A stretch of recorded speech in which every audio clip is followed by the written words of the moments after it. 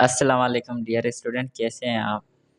उम्मीद है कि ठीक-ठाक होंगे। आज हम इस लेक्चर में डिस्कस करेंगे फॉरवर्ड ग्रुपिंग, जो कि ब्लड बैंक में ग्रुप चेक करने के लिए होती है। जब डोनर या पेशेंट का ग्रुप चेक करना होता है तो हम उसकी फॉरवर्ड ग्रुपिंग करते हैं।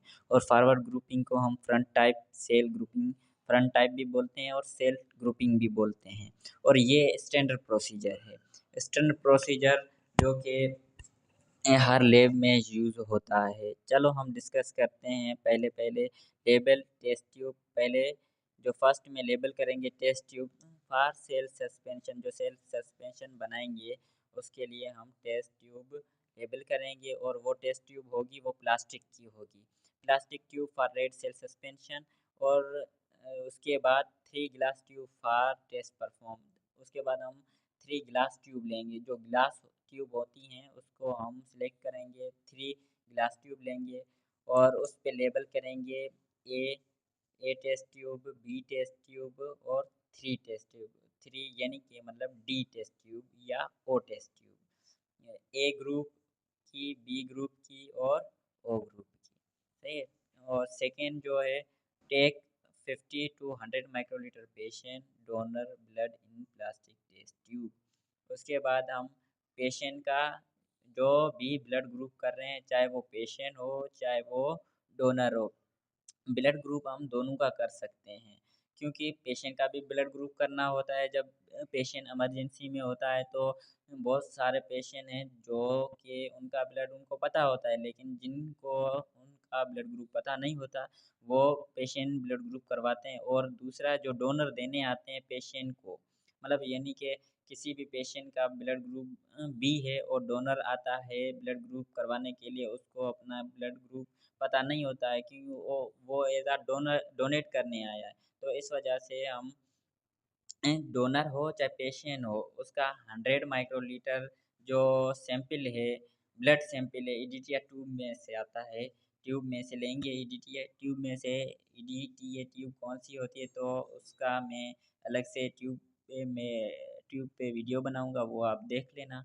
प्लास्टिक टेस्ट ट्यूब में डालेंगे 100 माइक्रोलीटर, सही है?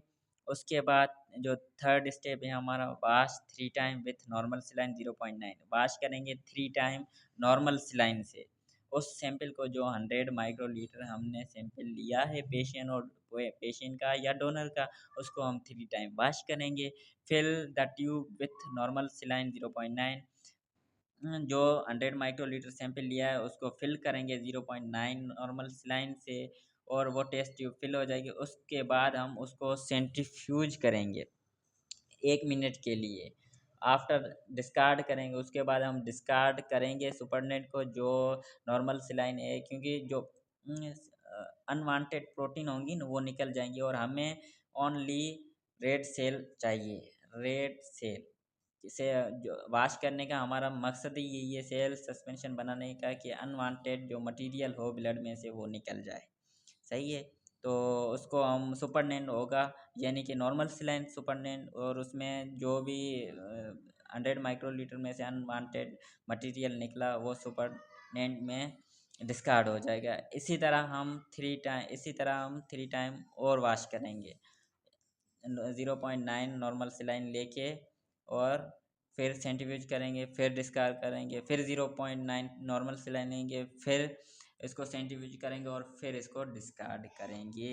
वो 3 टाइम वॉश करने के बाद जो हमारा फोर्थ स्टेप आता है वो add 2 ml normal saline 0.9 2 ml normal saline डालेंगे उसके बाद और उसके वो हमारा सेल सस्पेंशन बन जाएगा। जब हम वॉश करने के बाद 2 ml नॉर्मल सलाइन डालेंगे तो वो हमारा सेल सस्पेंशन बन जाएगा यानी कि CS बन जाएगा जो प्लास्टिक ट्यूब में हम बना रहे हैं। उसके बाद हम जो 3 टेस्ट ट्यूब जो हमारा फिफ्थ स्टेप आता है drop of NTA in NT test tube, NTB in B test tube, NTD RH in RH test tube. उसके बाद जो हमने 3 टेस्ट ट्यूब सिलेक्ट की थी उसको हम एंटी सीरा की जो टेस्ट ए में हमने टेस्ट ए ट्यूब लेबल किया था उसमें एंटी सीरा ए डालेंगे, जो टेस्ट बी लेबल किया था उसमें टेस्ट बी डालेंगे, और जो ओ किया था आर एच टेस्ट ट्यूब में किया था उसमें हम आर एच एंटी डी के ड्रॉप डालेंगे, यानी कि एक एक ड्रॉप डालेंगे।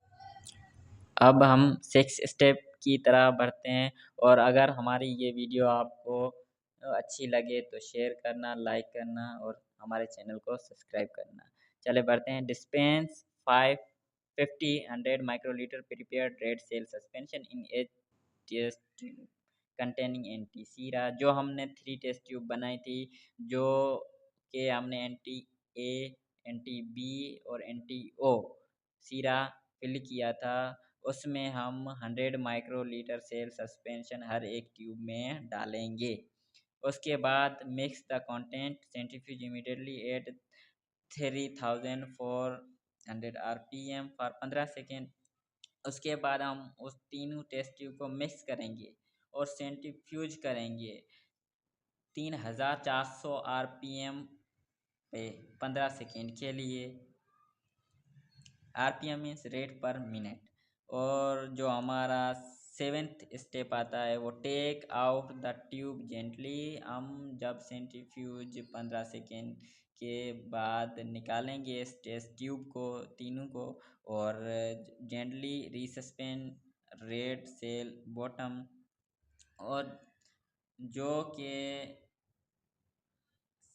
निकाली है ट्यूब, उसके बाद हम उसको जेंटली रिसस्पेंड करेंगे, मिक्स करेंगे, यानी कि जो बॉटम में रेड ब्लड सेल बैठे हैं उसको एंटी सीरा से मिक्स करेंगे, और examine individually each tube macroscopically and microscopically. ये मैक्रोस्कोपली और माइक्रोस्कोपली का यह मतलब है कि मैक्रोस्कोपली मीन्स फिजिकली देखना, कि हम टेस्ट ट्यूब को निकाला, मिक्स किया और अपने नेक्ड आइज से देखा कि इसमें एग्लूटिनेशन है या नहीं है, तो इसको हम मैक्रोस्कोपली कहेंगे। और माइक्रोस्कोपली मीन्स कि माइक्रोस्कोपी में देखना कि एग्लूटिनेशन आई है या नहीं आई है, कौन कौन सी ट्यूब में एग्लूटिनेशन आई है, कौन कौन सी ट्यूब में एग्लूटिनेशन नहीं आई है।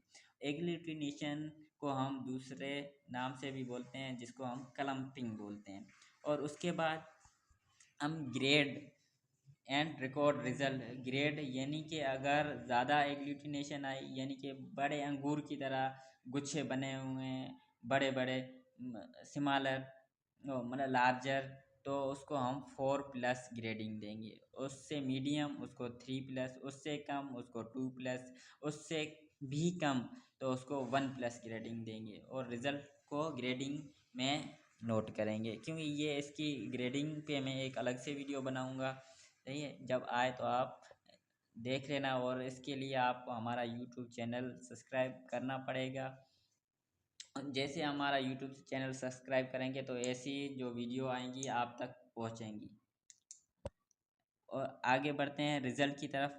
अब रिजल्ट को हम नोट करते हैं। If agglutination appear in A sera tube only means blood group will be A. अगर एग्लूटिनेशन ए ट्यूब में आई है, ए टेस्ट ट्यूब में आई है एग्लूटिनेशन, तो उसका मतलब है कि उसका ग्रुप ए है। If agglutination appear in B sera tube only means blood group will be B. अगर टेस्ट ट्यूब बी में एग्लूटिनेशन आई है तो उसका मतलब C. If agglutination appear in both A and B sera tube means blood group will be AB.